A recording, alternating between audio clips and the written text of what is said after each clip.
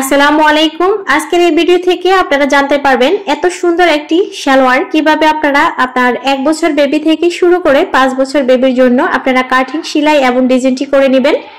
তো এখানে যে সালোয়ারটি আমি ডিজাইন করেছি, এই সালোয়ারের যে কাপড় দিয়ে আমি ডিজাইনটি করেছি, ওই কাপড় দিয়ে আমি খুবই সুন্দর একটি ফ্রক তৈরি করব। তো আপনারা ওই ফ্রকটি এখানে আপনারা একটি কথা আপনাদেরকে বলতেছি, সেটা হলো একটি সালোয়ারের ডিজাইন আর ফ্রকের সাথে মিল রেখে ডিজাইন যদি থাকে, যদি বেবিকে পরানো হয় তখন কিন্তু দেখতে অনেক বেশি কিউট লাগে বাচ্চাদেরকে। তো আপনি এখন সালোয়ারটি কাটিং করা এই ভিডিওটি শিখে যান, আর পরবর্তী ভিডিও যখন আমি ফ্রক ভিডিওটি দিব তখন আপনি ফুল একটি সেট আপনার বেবির জন্য তৈরি করে নিতে পারবেন। খুবই সহজভাবে আমি আপনাদেরকে কাটিং এবং সেলাই ডিজাইনটি বুঝিয়ে দিব। তো এখন আমি আপনাদেরকে কাটিংটি বুঝিয়ে দিচ্ছি। এখানে আমি কাপড়টি প্রথমে একটি ভাঁজ করেছি, একটি ভাঁজ করে তার উপরে আরেকটি ভাঁজ দিয়ে এখন আমি কাপড়টিকে টোটাল 4 পার্ট করে নিব। এখন সালোয়ারটি যেই কোনো বয়সের বেবির জন্য আপনি এভাবে কাপড়টিকে একটি ভাঁজ দিয়ে 4 পার্ট করে নেবেন। এই যে এখানে 4 পার্ট আছে। তবে ভিডিওটি স্কিপ করে দেখবেন না, স্কিপ করে দেখলে আপনারা অনেক গুরুত্বপূর্ণ কথা বুঝতে পারবেন না, তাহলে আপনারা শিখতে পারবেন না।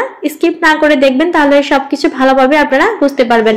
তো 1 থেকে 5 বছর বেবির জন্য সর্বপ্রথম আপনারা এখানে সালোয়ারটি তৈরি করার জন্য সর্বপ্রথম আপনারা রাবারের জন্য মাপটি নিয়ে নেবেন। তো রাবারের জন্য মাপটি নেবেন এখানে 2 ইঞ্চি পরিমাণ।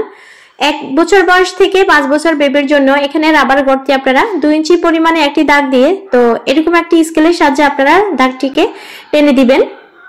রাবারের জন্য এখন আমরা যে দাগটি টেনে নিয়েছি ওই দাগটি থেকে ধরে এখন 1 বছর বেবির জন্য আপনি তৈরি করতে চান, তো লম্বা যতটুকু দিবেন, বা 2 বছর বা 3 বছর বা 4 বছর বা 5 বছর, মানে যেই বছর বেবির জন্য আপনি লম্বার মাপটি যতটুকু দিতে চাইবেন ঠিক ততটুকুর মধ্যে আপনি এইভাবে একটি দাগ দিয়ে দিবেন। তো এখন আমি 5 বছর বেবির জন্য এখানে লম্বাটি নিতে চাই 30 ইঞ্চি, সেজন্য আমি 30 ইঞ্চির মধ্যে একটি দাগ দিয়ে দিব। এই সালোয়ারটি লম্বা মাপটি 30 ইঞ্চি হওয়ার পরে এখন আমি এখান থেকে 2 ইঞ্চি কাপড় বাদ দিয়ে দিব। তো এই 2 ইঞ্চি কাপড় আমি কেন বাদ দিয়ে দিব, এই 2 ইঞ্চি পর্যন্ত আমার এখানে একটি ডিজাইন তৈরি হবে। তো যখন আমি এই ডিজাইনটি আবার এখানে জয়েন করব তখন কিন্তু আমার সালোয়ারটি আবার লম্বা 30 ইঞ্চি হয়ে যাবে। তো আপনার বেবির লম্বার মাপটি প্রথমে নিয়ে তারপরে 2 ইঞ্চি কাপড় এখানে বাদ দিয়ে আপনি এভাবে একটি আঁক দিবেন। তো যখন আপনি ডিজাইনটি কমপ্লিট করে আবার এখানে জয়েন করবেন তখন আবার লম্বার মাপটি আবার ঠিক জায়গায় চলে আসবে। আশা করছি আপনারা এতটুকু বুঝতে পেরেছেন। এখন আমি মুহুরির মাপটি দিব। তো মুহুরির মাপটি আমি এখানে 4.5 ইঞ্চি পরিমাণ রাখবো। আপনারা আপনাদের বেবির মেজারমেন্ট অনুযায়ী আপনারা এখানে মুহুরির মাপটি দিয়ে দিবেন। তো আপনি 1 বছর বেবির জন্য যা দিবেন মেজারমেন্ট, তার 2 বছর বা 3 বছর বা 4 বছর বা 5 বছর এখানে আপনি মুহুরি যতটুকু দিবেন দিয়ে তারপরে এখানে আপনি সেলাইয়ের জন্য এখানে আর 1 ইঞ্চি পরিমাণ বাড়তি নেবেন, কারণ সেলাইটি করার পরে এই 1 ইঞ্চি কাপড় সেলাইয়ের ভিতরে ঢুকে যাবে। তারপরে এখন আমরা নিয়ে নিব সালোয়ারটির ঘিরের মাপ। তো এই সালোয়ারটির ঘিরের জন্য আমি এখানে নিয়ে নিয়েছি 9 ইঞ্চি পরিমাণ। আপনি আপনার 1 থেকে 5 বছর বেবির মেজারমেন্ট অনুযায়ী আপনি এখানে ঘিরের মাপটি দিয়ে তারপরে এখান থেকে ধরে আপনার এখানে হাইয়ের মাপটি নিতে হবে। তো হাইয়ের মাপটি আপনি কিভাবে বের করবেন, আপনার বেবির লম্বাটি যতটুকু দিবেন ততটুকুকে 3 দিয়ে ভাগ করে এক অংশ নেবেন। তো এখানে আমার 30 ইঞ্চিকে 3 দিয়ে ভাগ করলে হয় 10। তো 10-এর মধ্যে আমি এখন হাইয়ের মাপটি নিয়ে নিয়েছি। এখন এখানে সমপরিমাণ, এখানে যে আমি 9 ইঞ্চি নিয়েছি এখানে সমপরিমাণ এই 9 ইঞ্চি থেকেও আমি সমান করে এখন এখানে স্কেলের সাহায্যে দাগ দিয়ে এখানে একটি বক্স শেপ করে দিব। এভাবে বক্স করে নেওয়ার পরে এখন হিপ লাইনের জন্য এখানে 2 ইঞ্চি বাড়তি দিতে হবে, এটাকে হিপ লাইন বলা হয়। চওড়ার মাপটি নেওয়ার পরে এখানে হিপ লাইন দিতে হয়, যে এই লাইনটিকে বলা হয় হাইয়ের অংশ। তো এখন আমরা হাইয়ের অংশের এখানে রাউন্ড শেপটি করে দিব। মাপগুলা জানা খুবই জরুরি, মাপগুলা জানলে আপনি খুব সুন্দর করে কাজ শিখতে পারবেন। এখন এখানে ডিপটি বেশি করবেন না, এখানে ডিপটি যদি আপনি বেশি দেন তাহলে কিন্তু আপনার ফিনিশিং ভালো আসবে না। এখন আমরা এখান থেকে এখান পর্যন্ত আমি কিভাবে দাগটি মিলাচ্ছি, এখানে এই দাগটিও কিন্তু অনেক বেশি ইম্পর্টেন্ট, খুবই গুরুত্বপূর্ণ। এই দাগগুলা আপনি ভালোভাবে যদি ফিনিশিং ভাবে দিতে না পারেন তাহলে সালোয়ারটি পরার পরে কিন্তু কোনা উঠে থাকে, ভালো ফিনিশিং আসতে চায় না, অনেকের অনেক ধরনের সমস্যা থাকে। তো আমার ভিডিওটি ফলো করে আপনি খুব সুন্দর করে কাটিংটি করে নেবেন, তাহলে কিন্তু আপনার এখানে কোনো রকম কোনো সমস্যা থাকবে না।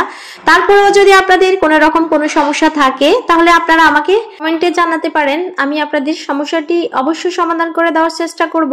তবে আপনার একটি সুন্দর মতামত অবশ্যই দিয়ে যাবেন, এতে করে আমার ভিডিও বানানোর জন্য উৎসাহ লাগবে। তো একটি সুন্দর মতামত অবশ্যই দিবেন, তার সাথে একটি লাইক দিতে কখনো ভুলবেন না।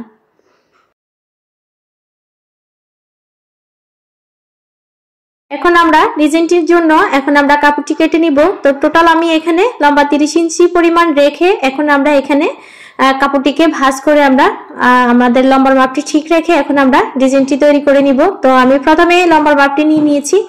লম্বার মাপটি নিয়ে এখন আমি এখানে কাপড়টিকে মাঝখান বরাবর একটি ভাঁজ দিয়ে আর নিচের মুহুরি যতটুকু ততটুকু পরিমাণ আমি এখন কাপড়টিকে কেটে নিচ্ছি।